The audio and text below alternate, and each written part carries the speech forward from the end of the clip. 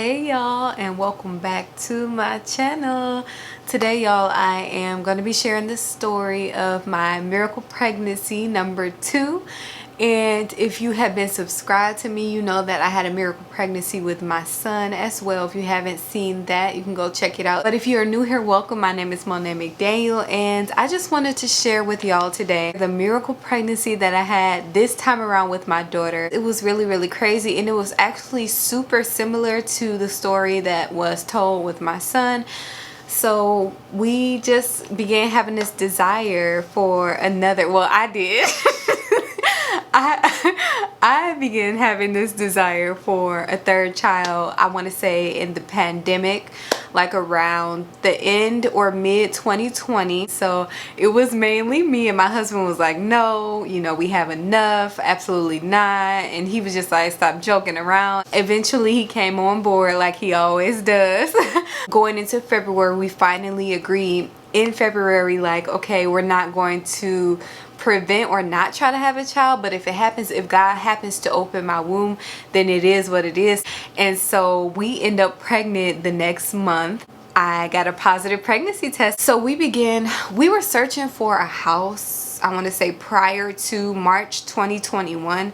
We have been on Zillow and everything. We have been talking about it. But now that I'm pregnant, y'all, okay, so it's me and my husband, our 5-year-old daughter Gia, and our 3-year-old son DJ, Denezra Jr.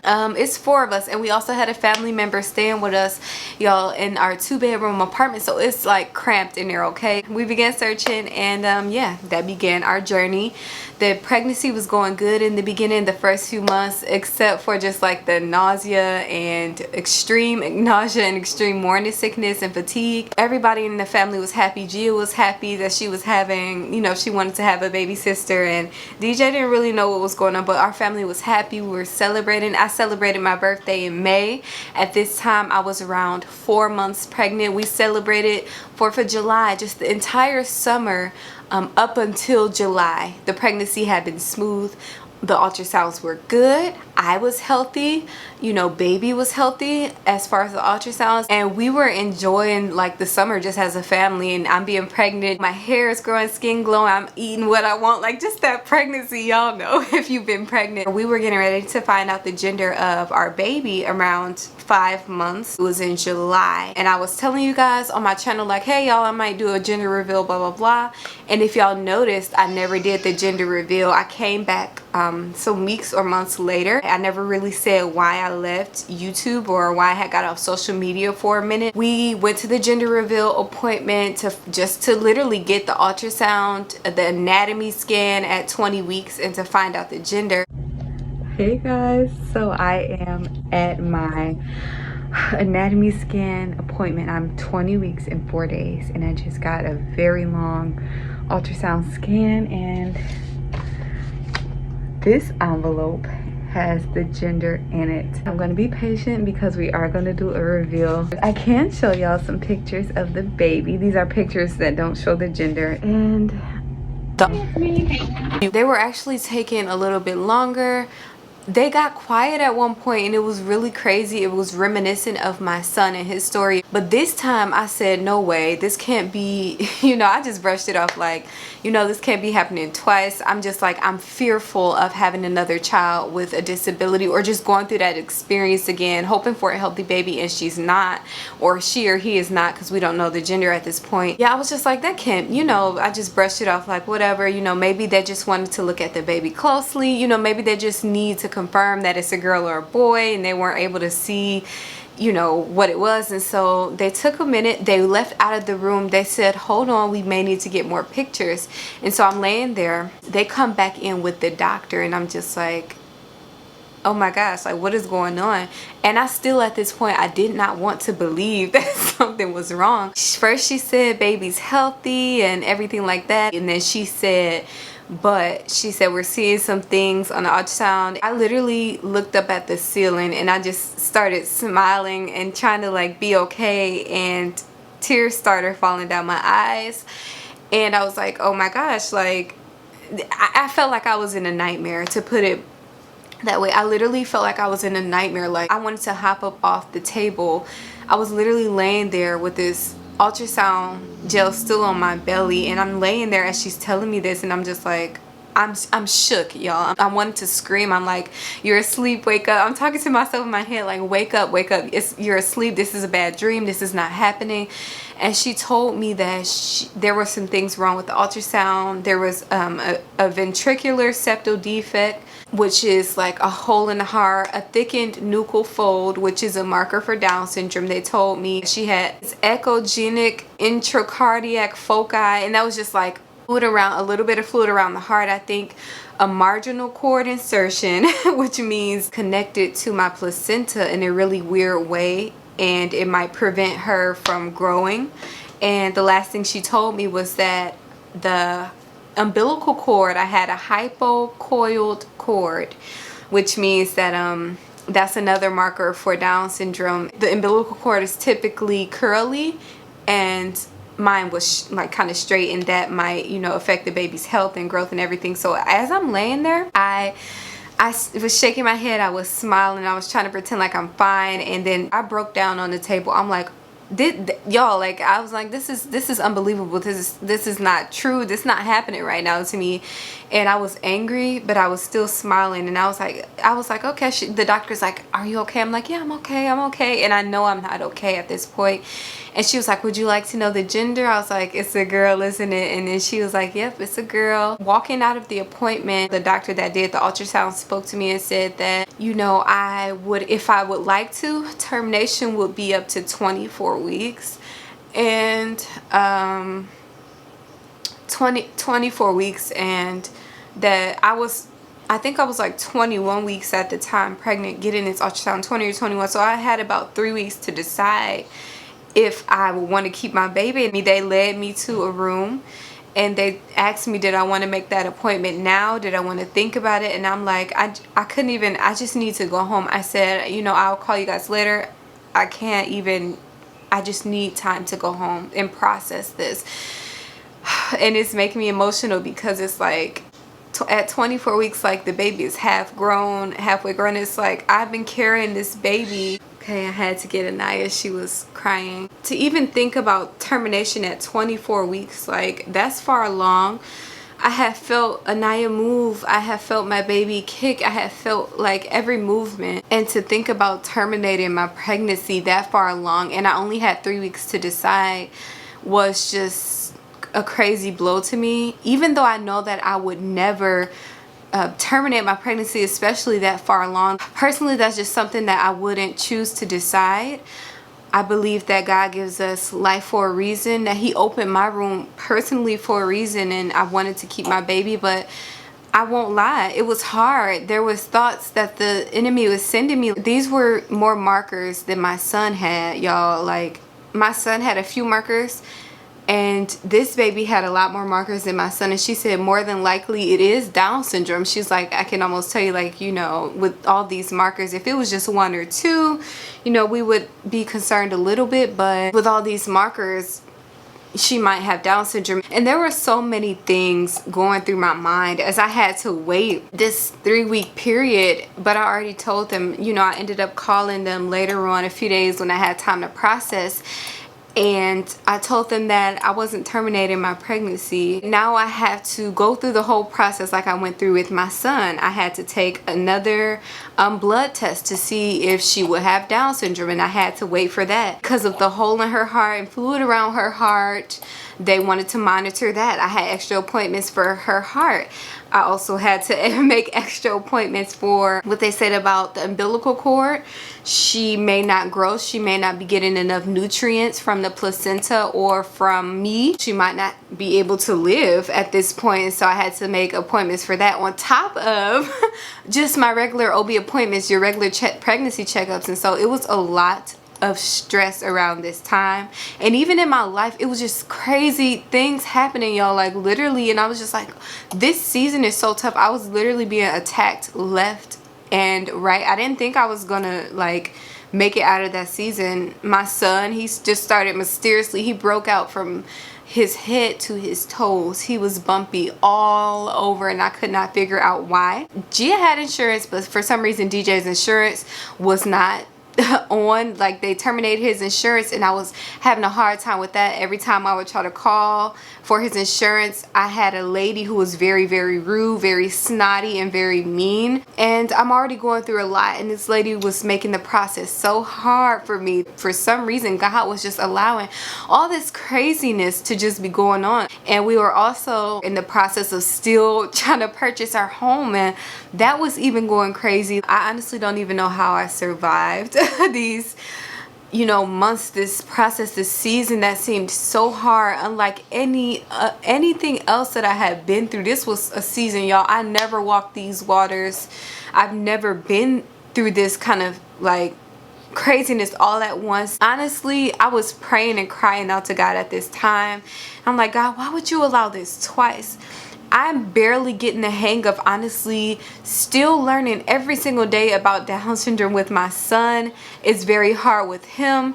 How am I going to do this? How are we going to do this with 2 children with Down syndrome?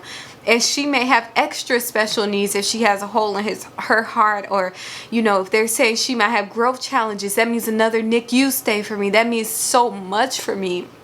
And it was so much on my plate. And I just remember calling my dad when I got the news, and he was just of such support. We ended up getting the blood test back, and it showed that she was at low risk, which means that basically they don't see that she could have Down syndrome.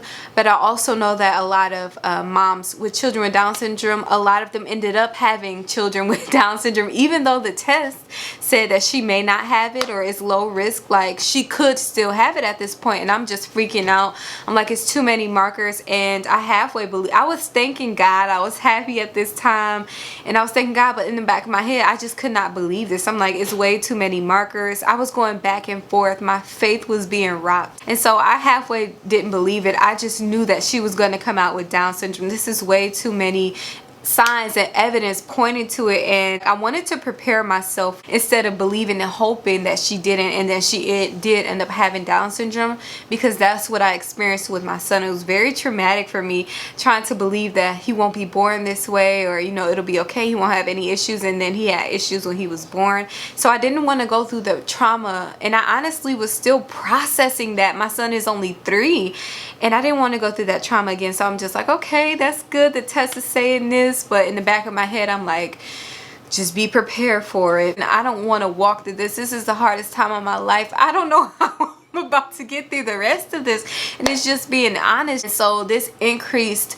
stress, I began having contractions again, which is so crazy. I've experienced all this with my son, and so this is very triggering for me. I've already gone through this once. I'm starting to contract around maybe like 5 months, 6 months, 7 months, and as I'm getting up there, the contractions are getting worse and worse, and I had to begin to plan for the possibility of giving birth to a premature baby again, and maybe having to go to the NICU or special care nursery. And so at this point, I'm like, God, you got to do something. I don't know what's going on. God, are you trying to test my faith? Like you said, you said that you were good. You said that all things work together for our good. I can't see none of this working for me right now. I couldn't process anything that was going on. God, you promised us this house, Lord, but it seems like we're not going to get it. It seems like the process is super hard. God was allowing it to stretch our faith, to grow our faith in Him, and it definitely grew my faith in that season, okay? If I didn't know nothing else, I knew that I could hold on to God's word. That's literally the only thing that kept me sane, holding on to God's word, you know, crying out to Him. Just I was praying like never before. And so I had to go for another big appointment mid or late August. It was almost September. I had been praying at this time. I had family members praying to let everybody know, like, you guys please be in agreement with me. So we go to this appointment late August 25th, and they do another scan, and y'all, God is so faithful. We get the ultrasound, and they can't find a hole in her heart. They can't find the fluid around her heart. They said her growth rate was fine. It was fine. Like, she wasn't going to be big like my other babies, but her growth rate was fine. And I just kept saying, are you sure? And Denezra was at this appointment with me, and I'm sitting there stunned. Like, they must have the wrong patient. This must be, are you sure? And they said everything looked fine. So I'm like, whew, that was a weight lifted off of me. In the back of my head, I still was like, okay, I was still being attacked with fear, the what ifs, and you know, they could just say that now and then something could be wrong when it's time for birth. And so I was trying to have faith. I honestly was just happy to have a healthy baby and to hear that everything was fine. Even though I was 1 centimeter dilated, I was like, okay, you know, I'm just going to take the good news and be grateful. This is at the beginning of September. God released our home to us. He blessed us with a home. And even on moving day, y'all, the enemy was trying to discourage us so much, but I knew that what God promised us, what God promises you is for you, okay? It didn't even look like we were going to be able to get to the paper signing the day we got our home. It was multiple attacks on that day. It was something, everything was going wrong on the day we got our home, but I stood fast and I proclaimed, I spoke over, I said, this is going to be our new house. I said, God, you know, you didn't promises us this for nothing. You're not a liar of your word. You know, we spoke, we believed, and we fought that day, okay? And God released our new home to us, and we were able to move in on September 4th. And then some weeks later, I was also blessed with a new car, y'all. In the hardest season of my life, and confessing, not giving up, confessing what God has spoken to us and believing Him for what He promised us, y'all. But it's still always a shock to me, and I'm always in awe at how God still comes through. And stress was lifted. I still had a little bit of stress going through being dilated and everything. It's only September and I'm dilated to a 1 centimeter at this point. We went to a wedding rehearsal too, and I was dilated and I was leaking down my leg. Like, I believe my water was leaking, you know, at that point. And I'm just like, oh my goodness, I'm getting ready to have this baby. And so I had to, you know, just literally kind of be on bed rest. And October came around, and by that time I was 2 centimeters dilated. We were preparing and everything, and so crazy. It's like Denezra always knows, like when it's getting time to almost have the baby. Denezra always knows, and so he was kind of nesting, and I was just like, okay, I know by now, this is my 3rd pregnancy with my husband. I know by now that just instinctively mean like we about to have the baby, okay? And so I was 2 centimeters, and so I had to start preparing for the possibility if she came early, and so I had to get some shots, steroid shots, in order to mature her lungs faster for if she came like a month early. And that was a 2-day process going back and forth to the hospital. She ended up being born on November 12th, and that was actually a scheduled C-section. So I thanked God that I ended up making it to my actual surgery or birth date, her birth date, and she was born healthy. There were no, y'all, when I tell you I was expecting for one thing to go wrong with her, nothing. Her heart was healthy, she was healthy, she was crying. And I remember laying on the table, and the surgery was going okay. I had begun hemorrhaging a little bit, bleeding out a lot, but as far as Anaya, everything was fine. And I remember laying on the table, and when she came out, I whispered to Denezra, because he's sitting by me, and I said, is she typical? Does she have Down syndrome? He was like, yeah, she typical. It's not that I was so focused on her not having Down syndrome. It was just the whole process I went through with my son. It was traumatic, and I did not want to experience that again. She was healthy. So it was really crazy, and I just hope that this inspires somebody. If you are going through a tough time, a rough pregnancy, to not give up. Okay, this, like I said, guys, this was one of the hardest times in my life. And so, y'all, I just want to encourage you to hold on, to have faith. God will bring you out. And I know this to be true now, all things work together for the good of them that love the Lord, for the good of them that believe in God. All things are working for your good. If you are a child of God, know that He has your back. Know that He's going to provide a way.